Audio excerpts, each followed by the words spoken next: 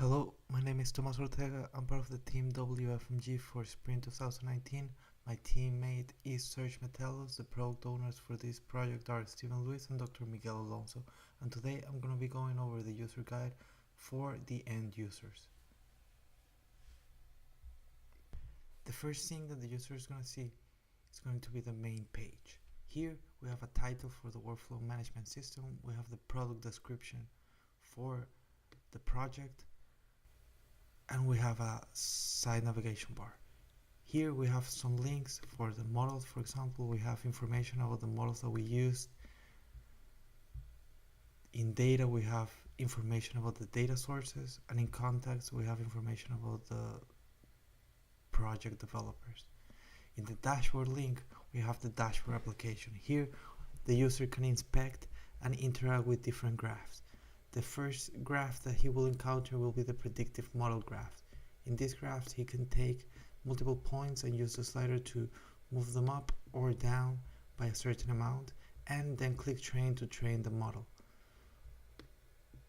The user also have the option to uncheck this checkbox and retrain the model on every movement that he makes.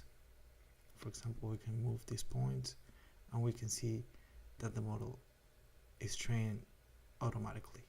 We can also use the range slider to view the entire graph or to zoom in and focus on just a small set of points.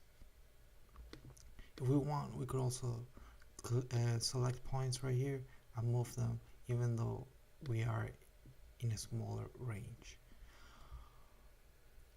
At any moment, the user can click the reset button and the graph will reset. This same functionality applies to these other models, such as the vector autoregression and the random forest. Here we have the future importance for the random forest. This will not appear for ARIMA since this is a univariate model. We only have the error graph right here, which will be updated every time that the user moves a point. We can see that here. If we move it again, we should see that the graph is updated. Here in the distributions part, we can see multiple graphs, such as the coupon distribution, which the user can interact with by hovering the mouse over each bar to get more information. We also have the fair class distribution as a pie chart, and the state of the departure distribution also as a bar chart, where we can hover over and see the number of tickets that were sold with that amount of coupons and the percentage. The market share distribution also is shown here, and the user can hover over the bars to get more information. In the graph for the consumer price index, we can change the range by using this component right here. We could change the beginning date and then the end date right here.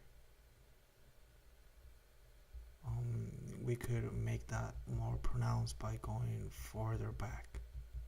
So if we click right here, we could see that some of the points were removed from the end. The same goes for the oil price graph. You could use the range selector right here to select a range for the visualization. Since this one is not as large as the CPI one, it is easier to see the changes.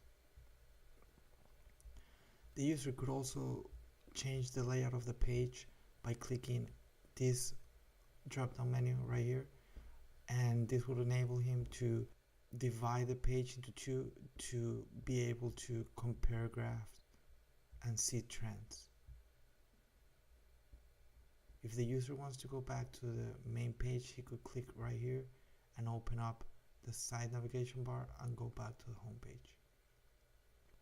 This was the user guide for end users. I hope you enjoyed the video and have a nice day.